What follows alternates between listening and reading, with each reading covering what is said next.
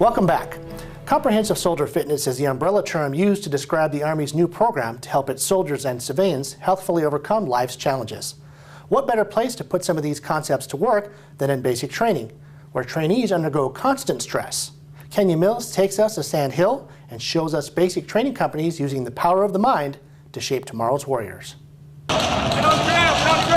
These soldiers must enter and clear the enemy combatants in a combat scenario, make their way to a casualty, assess the situation, and send up a report for medical evacuation. Line 6, no enemy troops in the area. This is a basic training exercise aimed to get these troops to think clearly through the fog of war. Let's go, hurry up! 5-4, call War Dog Base.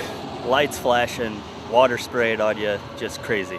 You begin to forget more and you actually have to slow down a little bit. I slow down, try to get my team together. Just try to clear your mind and just remember what you've done. At this combatives tournament, the same rules apply. The competitors must apply their speed, might, and skill, but more importantly, their minds must be focused one step ahead of their opponent's next move, like the game of chess. Say I get taken down, I'm going to sit there, I think in my head, I calm down, deep breaths, I like to slow it down, just realize where I'm at and what I need to do to get to a better position.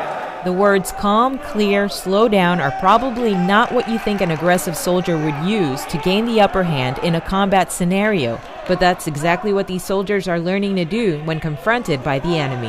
Winner, submission! I think the program's building a more confident, competent, and harder soldier prepared for whatever operational environment they might go to. As far as when we're fighting them, you'll see one or two of them step back for a second, reanalyze the situation, and go at it in a different way. Got you covered! These troops are learning skills that are groundbreaking for basic training. Refocus techniques, deep breathing, energy management, goal setting are all part of the Army's Comprehensive Soldier Fitness, Performance and Resilience Enhancement Program, or CSF PrEP.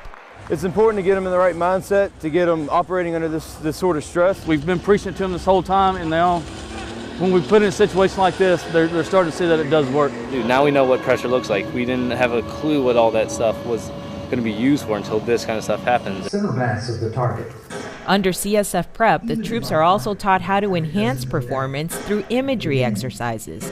Here they visualize their upcoming day at the marksmanship range. Kinesthetic imagery is what that's called. Movement with imagination. Putting yourself there, and your brain will actually start to build muscle memory on that, and you'll perform a little bit higher when you get out to the range. And they're also given goal-setting sheets to post on their lockers. One of the examples which I want to use was to run 2 miles under 14 minutes, and I already have accomplished this, so I updated my goal to run right now 2 miles under 13 minutes. It really keeps them motivated. It doesn't give them just a broad goal that I want to graduate. It gives them continual goals that they can measure as they go along. I think having that is a great aspect of the training. Mental skills training is a new concept to the Army, and 2 companies of 219 Infantry at Fort Benning are the pioneers of this program.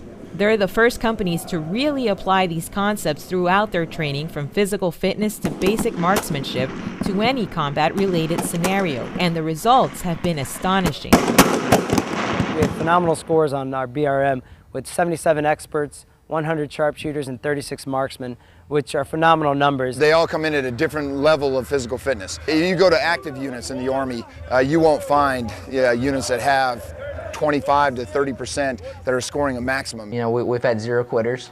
We've had a few guys leave due to injury, but we dropped it down to about 1%, 1.5%. And once again, your trainees are part of the process, so when you involve them, it's just phenomenal performance. That's why we move! From the trainees to the drill sergeants teaching the concepts, We got you covered! There has to be a commitment to the success of the program from both parties. Yes, drill sergeant. Let's go. In everyday life is being a soldier, and being an infantry soldier is very tough.